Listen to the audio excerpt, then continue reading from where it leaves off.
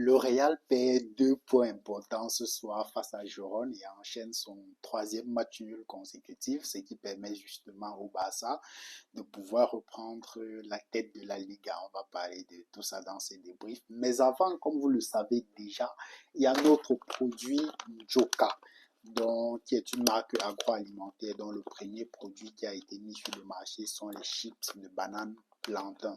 D'autres produits vont arriver dans les semaines à venir, notamment des cacahuètes, des caramels, notamment des croquettes, des kilichis, qui est une sorte de viande boucanée au Cameroun, et plein d'autres produits qui vont arriver dans les semaines à venir. Et c'est ce que vous devez consommer à chaque fois que vous regardez des matchs pour pouvoir justement vous délecter et davantage mieux visionner le match. Vous pouvez aussi en cette période de fin d'année, pourquoi pas commander et offrir à des proches pour leur témoigner votre gratitude pour vous avoir soutenu tout au long de l'année. Et surtout, vous avez la possibilité vous aussi de pouvoir devenir distributeur de cette marque qui est déjà distribuée au Cameroun dans plusieurs villes comme Yaoundé, Bafoussam, Douala et dans d'autres pays comme le Nigeria, la Russie et très bientôt en Europe. Vous pouvez vous aussi saisir cette opportunité-là dans votre pays et de devenir vous aussi un distributeur ou tout simplement de pouvoir commander pour votre consommation personnelle ou à offrir à des proches. Pour ça, une seule chose à faire, il y a un numéro dans la description de cette vidéo. Vous écrivez directement le numéro pour pouvoir passer votre commande. Cela dit, peut-être les joueurs de Gérone ont d'ailleurs consommé un peu de Joka ce soir avant cette prestation-là face au Real de Madrid. Quoi qu'il en soit, j'espère que vous allez bien déjà et que chacun de vous se porte très bien également. Comme je le disais en entrée, le Real perd 2 points très importants face à Girona à l'extérieur, ce qui permet au Barça de reprendre la tête de la Liga. Une équipe du Real qui jusqu'ici reste quand même assez atypique. Ça veut dire si, contrairement par exemple au Barça qui a joué hier, qui même dans la douleur a quand même pris les 3 points, une équipe du Barça qui ne joue pas bien, pour être honnête, qui malgré le fait qu'elle ne joue pas bien, on essaye quand même de voir une ligne directrice de ce que le coach veut, de ce que le coach veut mettre en place. Ça veut dire cette ligne défensive qui est suffisamment haute, ce contre-pressing qui est suffisamment intensif à la perte de balle pour pouvoir justement, avec la ligne haut, essayer de limiter les contre-attaques et les joueurs qui plongent derrière les défenseurs. Une ligne défensive qui, d'ailleurs, progressivement, depuis le début de saison, a essayé de s'ajuster un tout petit peu, contrairement en début de saison et les premiers matchs où on jouait pratiquement à la médiane et donc à chaque fois c'était difficile de revenir sur les joueurs qui plongeaient parce que plusieurs équipes avaient essayé d'analyser. Parfois les latéraux faisaient des fausses courses et revenaient et ça permettait justement au milieu de pouvoir plonger ou inversement. Et voilà, j'ai envie de dire une équipe du Barça qui progressivement a essayé d'ajuster justement du moins c'est en train d'essayer d'ajuster cette ligne-là, qui n'est plus vraiment à la médiane aujourd'hui, mais qui recule un peu plus de quelques mètres. Tout ceci pour dire que malgré le fait que c'est toujours un peu difficile, parce qu'il manque aussi un certain nombre d'individualités, parce que pour faire ce système déjà très bien fonctionné l'année passée, parce qu'il y avait des joueurs qu'il fallait pour ça, c'est-à-dire devant déjà un contre-pressing qui est suffisamment intensif avec des joueurs comme Rafinha qui ne se fatigue presque jamais, un Petri qui est au top de sa forme, un Ferran Torres qui joue en neuf et qui doit pouvoir aussi mettre l'intensité qu'il faut à chaque perte de balle pour éviter que l'équipe n'ait à subir derrière. Donc malgré le fait que cette équipe du Barça là, ça se voit qu'elle ne tourne pas encore bien, on comprend et on essaye de comprendre ce que le coach Hansi Flick est en train de mettre en place. On voit les réajustements qu'il est en train de faire. Contrairement à une équipe comme celle du Real où parfois tu les regardes jouer et tu te demandes réellement si on n'est pas en train de retomber dans des travers qu'il y avait les dernières années, l'année passée par exemple avec Carlos Ancelotti. Ça veut dire quand tu regardes la première mi-temps du match du Real aujourd'hui, mais tu te demandes ce qu'ils font à l'entraînement en réalité. On essaye de faire un contre-pressing, mais à chaque fois, les joueurs sont hors de position. Les deux attaquants, que ce soit Kylian Mbappé ou Vinicius, où chacun est plus ou moins, je ne sais pas si je vais dire dans la suffisance, les milieux de terrain qui sont à chaque fois hors de portée, c'est-à-dire que ce soit Ada Güler qui est à chaque fois hors de portée, qui n'est pas suffisamment impactant dans les duels, que ce soit un Bellingham qui en premier mi-temps perd un nombre incalculable de ballons. Tu regardes tout ça et tu te dis, qu'est-ce que Xabi essaye de mettre en place réellement? Parce que la première mi-temps, c'était ahurissant. Je veux dire, on dirait qu'il fait face à je ne sais quel grand d'Europe, que ce soit face à Arsenal ou au Bayern de Munich, qui avait cette facilité-là à pouvoir ressortir des ballons. Non, ce n'était pas le Barça, ce n'était pas Arsenal, ce n'était pas le Bayern de Munich, ce n'était pas le PSG, c'était une équipe de Gironde qui est d'ailleurs dans une phase assez compliquée où ils ne sont pas très loin de la zone de relégation en Liga. Et tu regardes ça, ça dure 5 minutes, ça dure 10 minutes, ça dure 15 minutes, ça dure 30 minutes, ça dure 40 minutes, ça dure tout au long d'une mi-temps.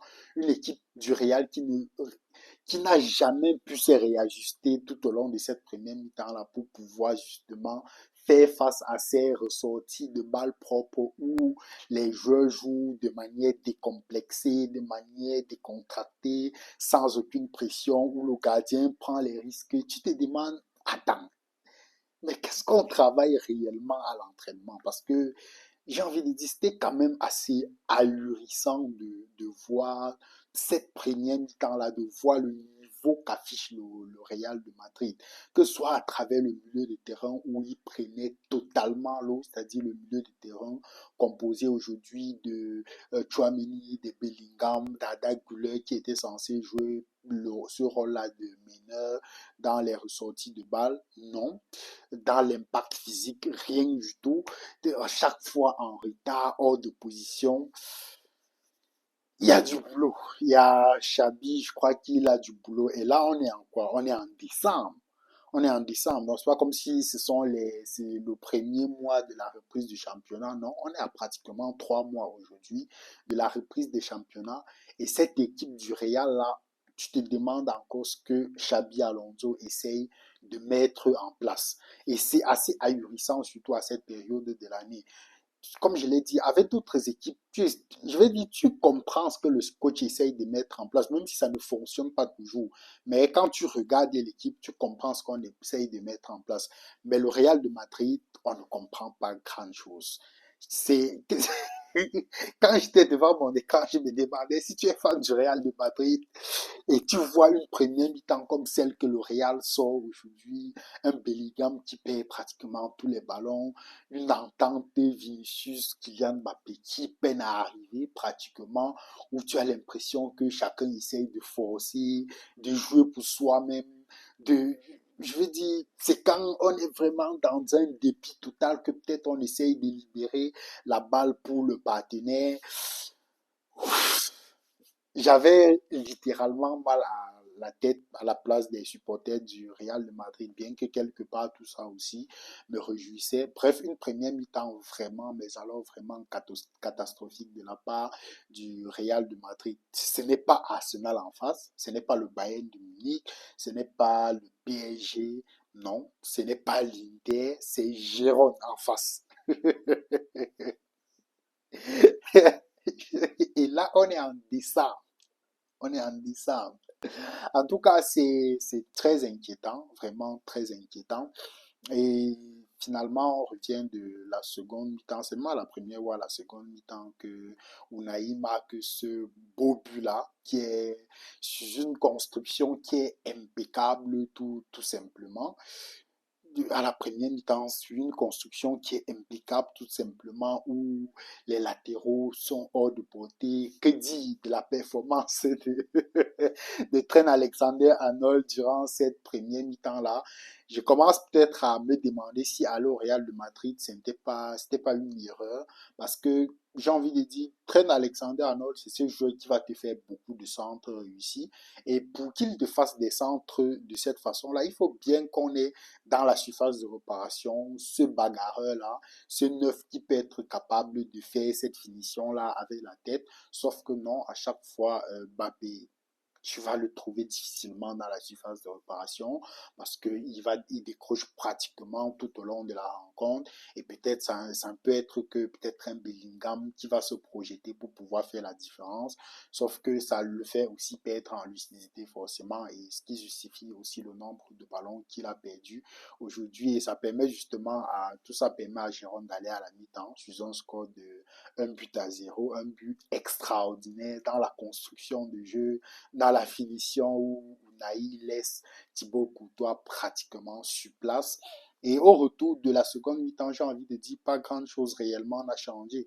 S'il n'avait pas un grand Thibaut Courtois aujourd'hui qui fait cet arrêt-là, juste en début de seconde période, je pense que le Real aujourd'hui, même le point qu'ils ont pris aujourd'hui, ils ne l'auraient pas pris. Heureusement, on a un grand Thibaut Courtois qui fait cet arrêt-là à ce moment donné et qui permet justement de pouvoir maintenir ce Real de Madrid là en vie. Progressivement au fil de la rencontre, comme d'habitude, Vinicius force beaucoup, il force beaucoup. Cette connexion qui peine à se faire, tu te demandes, j'ai envie de dire à la limite, parfois tu as l'impression qu'il se marche dessus au milieu des terrains. C'est comme si les uns et les autres, personne ne sait réellement ce qu'il a à faire. À la mi-temps, il sort justement à Güler parce qu'il voit qu'il est bouffé littéralement au milieu des terrains. Il fait rentrer Kamavinga. Ça a un peu rééquilibré quand même les choses à la seconde mi-temps. Oui, aussi avec la fatigue des joueurs de Jérôme parce que à la 70e, pratiquement, il n'arrivait plus à ressortir les balles.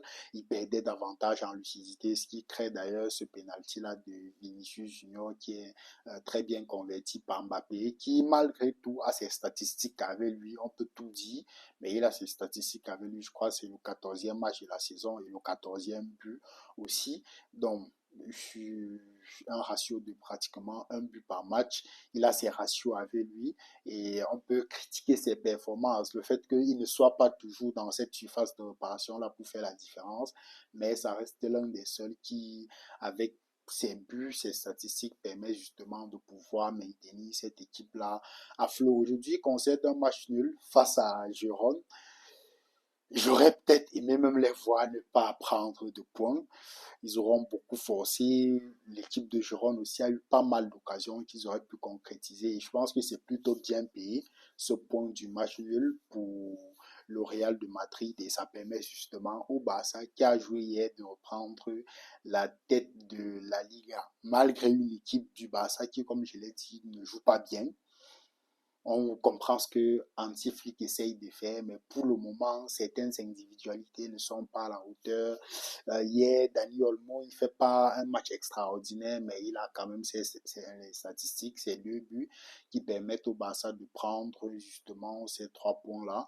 Rafinha, qui fait beaucoup de bien à l'équipe, je crois qu'il aura beaucoup manqué à cette équipe-là, malgré le fait qu'il joue pratiquement 60 minutes, il est quand même élu homme du match parce que dans ses efforts, dans les courses qu'il fait, parfois les courses même qu'il fait et des brèches où Lewandowski aurait pu mieux compenser pour permettre à l'équipe de faire des récupérations assez hautes. Parfois, Lewandowski aussi avec le poids de l'âge est défaillant. Petri qui est rentré, qui a fait une fin de match masterclass ou dans la tenue du ballon, dans sa capacité à tenir le ballon et ça permet justement à cette équipe-là de pouvoir retrouver un certain sursaut et espérons qu'ils vont continuer sur cette lancée parce que comme je l'ai dit déjà depuis quelques matchs maintenant, je trouve que cette équipe du Barça n'a pas l'effectif qu'il faut pour pouvoir aller chercher la Champions League. C'est vrai, c'est ça le rêve. Tous les Catalans attendent ça depuis quoi 10 ans maintenant. La dernière remonte en 2015 avec le trio la MSN, Messi, Suarez, Neymar. Tous les Catalans attendent cette Ligue des Champions-là, mais avec l'effectif qu'on a aujourd'hui, lorsque tu essayes de comparer avec les plus grands d'Europe, le PSG, Arsenal qui jouait tout à l'heure, le Bayern de Munich, j'ai envie de dire, il faudrait beaucoup beaucoup de circonstances réunies pour que cette équipe-là se dise qu'elle va aller chercher la Champions League. Parce qu'il ne faut pas s'attendre nécessairement à un recrutement en janvier. Il n'y a pas l'argent pour ça, donc ça c'est déjà connu. Et voilà, cet effectif-là, je ne la trouve pas outillé pour aller chercher la Champions League. Et par conséquent, il faut tout donner pour les titres nationaux, que ce soit la Liga, où on est repassé en tête aujourd'hui.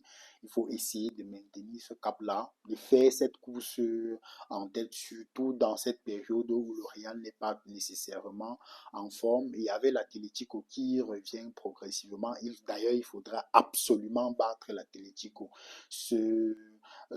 Du moins cette semaine-là, sur le match, c'est mercredi, je pense bien, il faudra aller chercher les 3 points face à l'Atlético parce que les titres nationaux, la Liga, la Coupe du Roi et la Super Coupe d'Espagne qui va se jouer, je crois, en février, il faudra aller chercher ces titres-là pour au moins bien finir la saison. Parce que cet effectif, je ne le trouve pas suffisamment rodé pour aller titiller les plus grands d'Europe et aller chercher cette coupe-là aux grandes oreilles. Quoi qu'il en soit, un Barça qui ne joue pas bien, mais qui essaye de faire l'essentiel. Les blessés aussi qui reviennent progressivement. C'est vrai que parfois certains reviennent, comme c'est le cas de Rafinha et de Pedri hier. Et par la suite, il y a d'autres qui se blessent, comme Fermin tout récemment. Mais heureusement, ce n'est pas très grave, donc il devra revenir très bientôt.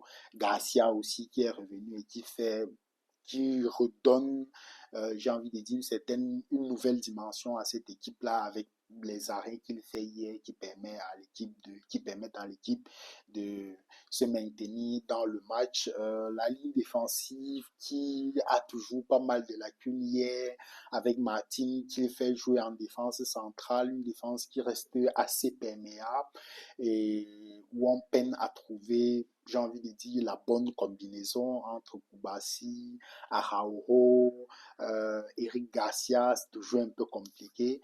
Bref, espérons que cette équipe-là va retrouver avec ses individualités qu'il revienne à un certain niveau et surtout faire cette course en tête là en Liga parce que en Champions League, je suis convaincu que ce sera un peu compliqué.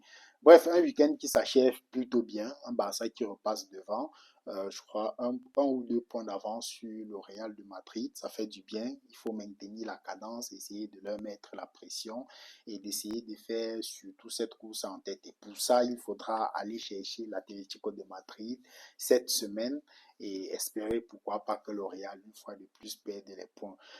Quoi qu'il en soit, dites-moi ce que vous avez pensé de tout ça en commentaire. Belle défaite ou plutôt beau match nul du Real de Madrid et une victoire au forceps hier du Barça qui permet au Barça de revenir en tête de la Liga. Dites-moi ce que vous avez pensé de tout ça en commentaire, des éléments que je n'aurais pas nécessairement évoqués et je me ferai un plaisir de vous lire. Et surtout, n'oubliez pas en cette période de fin d'année de pouvoir commander vos chiffres Joker à consommer lorsque vous regardez des matchs, à offrir à des proches pour leur témoigner votre gratitude en cette fin d'année ou tout simplement en devenant distributeur dans votre pays ou dans votre ville.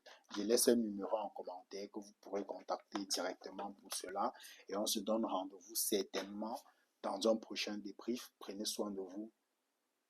Peace.